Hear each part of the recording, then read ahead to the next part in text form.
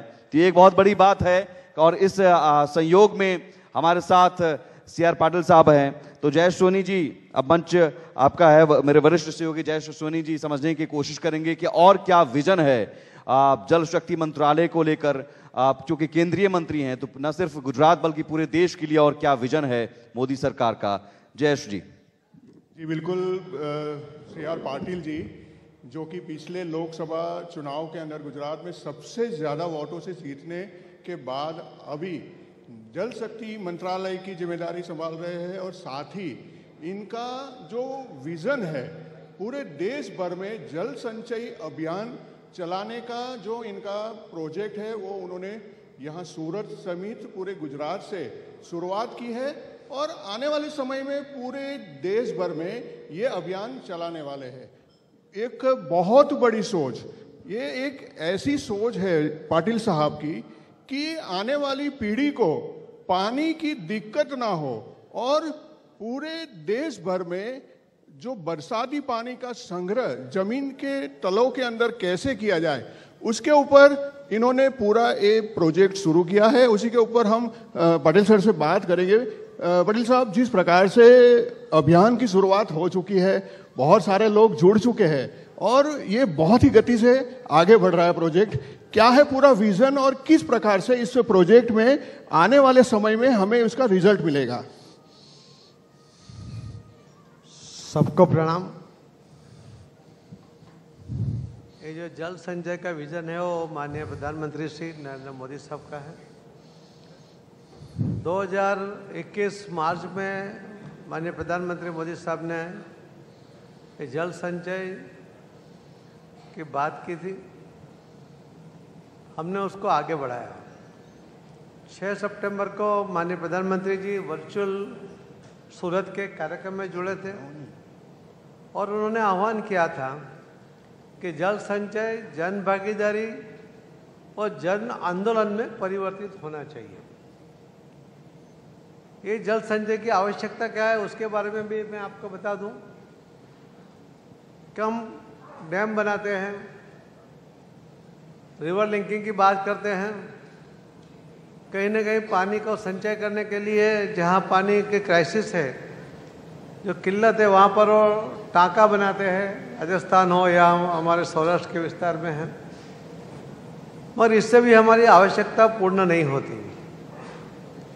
हमारी आवश्यकता होती है सभी लोगों के लिए पानी चाहिए, पशुधन के लिए पानी चाहिए, एग्रीकल्चर के लिए पानी चाहिए और इंडस्ट्री के लिए पानी चाहिए।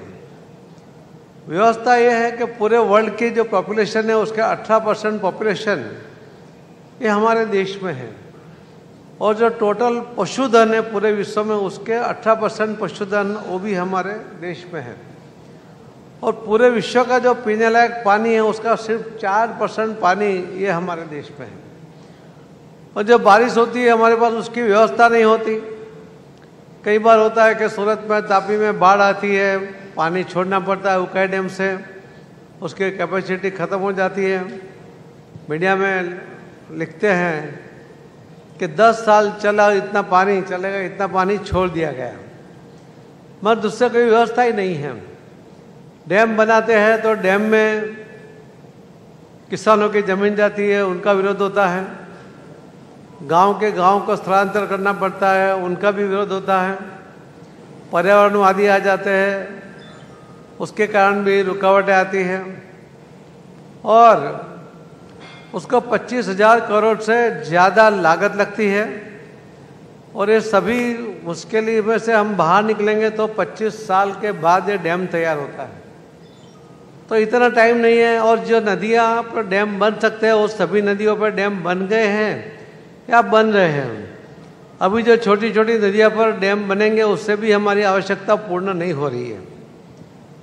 तो ऐसे टाइम में अगर जल संचय करना है तो सबसे बड़ी जगह है भूगर्भ में और एक डैम बनता है तो उसका कैनाल से 100 किलोमीटर दूर पानी लेके जाते हैं जहाँ पानी की आवश्यकता है। तो ज़मीन तो यहाँ की जाती है और पानी दूसरे को मिलता है, वहाँ तो उनको पानी भी नहीं मिलता। उसके वजह से भी बहुत नाराज़गी भी होती है। तो इसीलिए मोदी साहब ने कहा था कि गांव का पानी गांव में, सीम का पानी यानी खेत का पानी खेत में, इसके ऊपर काम होना चाहिए और सभी काम सरकार करे ये आवश्यक नहीं है। जन भागीदारी के साथ अगर ये काम होता है तो जन आंदोलन में परिवर्तित होता है। हमने माननीय प्रधानमंत्री श्री मोदी साहब के वर्चुअल कार्यक्रम के दिन ही करीब 24,800 बोर करने का कमिटमेंट हमें मिला। आज तो गुजरात में से लगभग 80,000 बोर करने का कमिटमेंट मिला है। बारिश रुकती नहीं है, उसकी वजह से काम थोड़ा स्लो है, मगर अभी तक हमारे नेशनल डेस्क के ऊपर 1,18,000 ये रेन वाटर हार्वेस्टिंग का काम चला है आगे। उसमें से करीब 86,000 जो बोर कंप्लीट हो गए हैं और बाकी काम चल रहा है। राजस्थान में पानी की बहुत किल्लत थी, तो मोदी साहब ने वहाँ की जो राजस्थान और मध्य प्रदेश की 11 नदी है उसका जोड़ने का काम शुरू किया है। मुझे लगता है कि बहुत जल्दी खुशखबर राजस्थान वासियों के लिए आने वाली है। और सूरत में जो राजस्थान के व्यापारी रहते हैं, उन्होंने राजस्थान के 40,000 गाँव में हर गांव में 4 रेन वाटर हार्वेस्टिंग के लिए बोर करके उसको प्रोजेक्ट पूरा करने के लिए उन्होंने यहाँ से कमिटमेंट दिया है। उन्होंने गांव के गांव एडॉप्ट किए हैं, कई लोगों ने तो पूरे जिले की जवाबदारी ली है। 1,60,000 रेन वाटर हार्वेस्टिंग की व्यवस्था ये राजस्थान में आने वाले 2-3 महीने में हो जाएगी। मध्य प्रदेश में भी 3400 गांव में करीब 13,500 बोर करने का कमिटमेंट मिला है, जो सूरत से लोग पैसा लगाएंगे। बिहार में 5 जिले सूरत के ही व्यापारियों ने एडॉप्ट किए हैं। और हरियाणा में इलेक्शन था, इसके लिए हमने उसका सर्वे नहीं किया था, मगर कई हरियाणा के लोगों ने भी वहाँ पर भी काम करने के लिए बोला है। उड़ीसा में कहा है। ऐसे हर जगह से जो लोग उसके अंदर जुड़ रहे हैं, तो जन भागीदारी की जो बात थी वो सार्थक हो रही है और उसको जन आंदोलन में परिवर्तित हो रही है। सभी कलेक्टर भी, डीडीओ, वो भी अपने अलग अलग जो उनके पास योजनाओं में जो पैसे मिलते हैं, जैसे मनरेगा है, मिनरल है, CSR फंड में से करके ये भी एक काम चला रहे हैं। हम गुजरात में करीब 2 लाख रेन वाटर हार्वेस्टिंग का बोर करने जा रहे हैं। हमें लगता है कि माननीय प्रधानमंत्री मोदी साहब का जो सपना है, उनकी जो कल्पना है, और कल्पना साकार करने के लिए जो उसके लिए वो जो फॉलोअप करते हैं, तो 5 साल के बाद आपको एक भी गांव में ऐसा नहीं होगा कि जहां बोर करेंगे पानी नहीं मिलेगा। हर खेत में बोर करेंगे तो वहां पर भी पानी मिलेगा। अभी हम गांव का पानी जो बह के निकलता है वो ज़मीन में उतारने के लिए काम कर रहे हैं, खेत का पानी खेत में उतारने के लिए काम कर रहे हैं। हम 1 साल 1.5 साल के बाद हम हर घर का पानी भी ज़मीन में उतारने की कोशिश करने वाले हैं, क्योंकि बहुत छोटा 14 बाय 45 का भी एक छोटा अगर मकान है और सिर्फ 200 मिलीमीटर बारिश पूरे सीजन में होती है, तो भी वो 2 लाख लीटर पानी ज़मीन में उतार सकते हैं। और गांव में 55 लीटर पानी हर घर में देते हैं, हर पर हेड। अगर वहाँ 4 लोग हैं तो आपको करीब 200-250 लीटर पानी देंगे, तो 365 दिन में वो 70,000 से लेकर 1 लाख लीटर पानी का यूज़ करेगा। मगर ये पानी अगर वो ज़मीन में उतारेगा तो 2 लाख लीटर पानी वो ज़मीन में डाल देगा, तो कभी पानी की किल्लत नहीं होगी। मैं तो व्यापारियों को भी हमने कहा, मैं अलग अलग जगह पर जब जाता हूँ तो यही आह्वान करता हूँ कि आप अपने बच्चों के लिए जो सेविंग करते हो, उनको पैसा उनके लिए बचा के देते हो, संपत्ति देते हो या संपत्ति इकट्ठी करते हो बच्चों के लिए, मगर वहाँ अगर पानी नहीं होगा तो आपकी संपत्ति कोई काम में नहीं आएगी, क्योंकि उनको जीने के लिए पानी चाहिए। और इसीलिए जो हमने पानी अभी तक यूज़ कर लिया, ज़मीन पर निकाल के उसको पहले उसको भर दो। उसकी कैपेसिटी ज़मीन की इतनी है कि आप जहाँ चाहो वहाँ वो पानी आपको वापस मिलता है, सभी नेचुरल मिनरल के साथ मिलता है। और इसीलिए इसी के ऊपर हम काम करते हैं। हम ये मौका मिला है, उसके लिए भी मैं प्रधानमंत्री मोदी साहब का बहुत बहुत आभार व्यक्त करता हूँ कि पानी के लिए काम करने का एक अच्छा मौका मुझे मिला है। बिल्कुल पाटिल साहब, जिस प्रकार से आपने बताया कि पिछले दिनों ही हमारे यहाँ पर ही फंक्शन हुआ, 4 स्टेट के मुख्यमंत्री हमारे साथ जुड़े इस प्रोजेक्ट के अंदर और बहुत ही अच्छा रिस्पांस बाकी स्टेट से भी मिल रहा है। जो स्टेट्स के अंदर अभी आपके इस प्रोजेक्ट के बारे में लोगों को जानकारी मिली है, किस तरह का रिस्पांस बाकी स्टेट के अंदर भी मिल रहा है कि वो लोग किस प्रकार से इस योजना को अमल करने के लिए बात कर रहे हैं आपसे? हमारे मंत्रालय की ओर से अधिकारी हर स्टेट के, क्योंकि जिस दिन वर्चुअल मीटिंग हुई थी उसी दिन करीब 700 देश के कलेक्टर, 700 डीडीओ और सभी महानगर पालिका के कमिश्नर, उनको पीएमओ से सूचना मिली थी और सभी उस दिन वर्चुअल जुड़े हुए थे। हमारे मंत्रालय से उसके लिए एक अलग टास्क फोर्स बनाया है। वो हर 7 दिन में उनके साथ वर्चुअल मीटिंग भी करते हैं, क्या काम हुआ, कितना आगे बढ़ा, कितने दिन में होगा और क्या करेंगे, ये सब फॉलोअप भी वहाँ से हो रहा है। और इसीलिए हमें विश्वास है कि आने वाले दिनों में बहुत जल्दी बहुत अच्छे परिणाम और ज़्यादा मिलेंगे। उससे के जरिए जब चारों सीएम, 3 सीएम, एक डेप्यूटी सीएम, गुजरात के सीएम, राजस्थान के सीएम, मध्य प्रदेश के सीएम और बिहार के डिप्टी सीएम, जब चारों सूरत शहर में आए थे तो जिस तरह से लोगों का रिस्पांस उन्होंने देखा तो उन्हें भी बहुत आनंद हुआ। मैं विशेष रूप से गुजरात के मुख्यमंत्री श्री भूपेंद्र भाई पटेल का भी आभार व्यक्त करता हूं कि उन्होंने जो बंद बोर है, जहाँ पानी नहीं है, ऐसे बोर को रिचार्ज करने के लिए जो खर्च होगा उसके लिए 10% किसानों का और बाकी का 90% गुजरात गवर्नमेंट उस पर दे रही है। उससे भी बहुत किसान आगे बढ़कर और रिचार्ज के लिए काम करते हैं।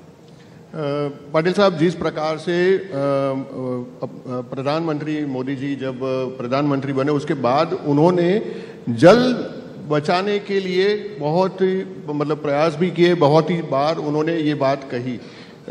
नदियों को जोड़ने का प्रोजेक्ट हो, चाहे नदियों के शुद्धिकरण की बात हो या जल संचय की बात हो, ये बात वो हमेशा करते रहे हैं। फ्यूचर के बारे में सोचते हैं और लोगों को पानी की किल्लत भविष्य में ना सहनी पड़े, इसके लिए उनका ये विजन है कि पानी को किस तरह से बचाया जाए, किस तरह से उसका सदुपयोग किया जाए। जिस प्रकार से अभी नदियों को जोड़ने की योजना हो, नदियों के शुद्धिकरण की योजना हो, ये जल संचय योजना है, इस प्रकार की सारी योजनाओं को लागू करके जो विजन मोदी साहब ने लोगों के सामने रखा है और जैसे आप इस प्रोजेक्ट को आगे बढ़ा रहे हैं, लोगों का अच्छा रिस्पांस भी मिल रहा है। जिस तरह से सरकार का बजट होता है, किस तरह का बजट का प्रावधान इस सारी योजनाओं को लागू करने के लिए लगाया गया है और ये योजनाएं पूरी होने के लिए किस प्रकार से, कितनी स्पीड से काम चल रहा है? अभी जल संचय के साथ जल शक्ति मंत्रालय के द्वारा बहुत अलग अलग प्रकार के काम होता है।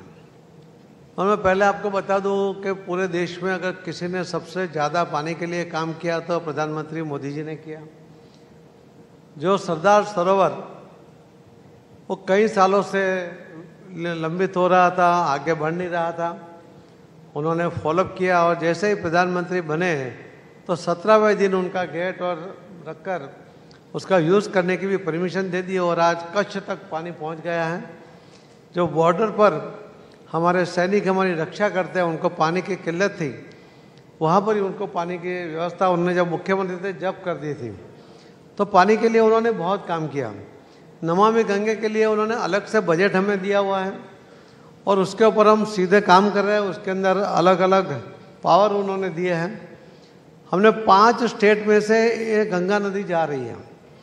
हमने अभी एक मीटिंग में 5 राज्यों के सेक्रेटरी के साथ वर्चुअल मीटिंग की थी और उनको अल्टीमेटम किया है कि 31 दिसंबर के पहले हमें सबके DPR मिल जाने चाहिए और जैसे ही उनके DPR आ जाएंगे हम उसको देखकर सैंक्शन कर देंगे और उसका काम बढ़ जाएगा। मैं मानता हूं कि नमामि गंगे में गंगा नदी, उसको अभी भी कुछ नाले, गंदे नाले वो नदी में जाते हैं, उसको हम जल्दी से बंद कर देंगे। तो ऐसे और 6 नदियाँ उसको भी सफाई के लिए, जैसे यमुना है और बाकी भी नदियाँ, उसको भी सफाई करके उसको भी जहाँ जहाँ ड्रेजिंग होता है तो करके आगे बढ़ने की कोशिश कर रहे हैं।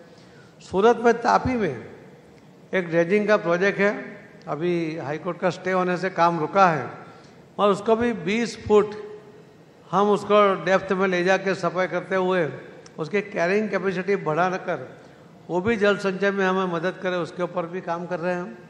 सूरत की अगर बात करूँ तो सूरत में भी एक ऐसा शहर है कि जिसने जो काम किया है, क्या आने वाले 50 साल में जो पॉपुलेशन बढ़ेगा सूरत में और जो वाटर बेस्ड इंडस्ट्री आएगी, उसको जो पानी चाहिए उसके लिए प्लानिंग किया और बराज बना रहे हैं। करीब 1100-1200 करोड़ का ये प्रोजेक्ट है। पूरा उसका टेंडरिंग हो गया, उसके लिए फंडिंग की व्यवस्था हो गई है, सरकार ने भी उसमें मदद की है और बहुत जल्दी वो काम शुरू हो जाएगा। पूरे वर्ल्ड में कोई शहर ने 50 साल का पानी का आयोजन किया होगा तो सिर्फ सूरत ने किया है। इसके लिए मैं सूरत के लोगों को भी अभिनंदन भी करता हूँ, उनका आभार भी व्यक्त करता हूँ। बिल्कुल बिल्कुल।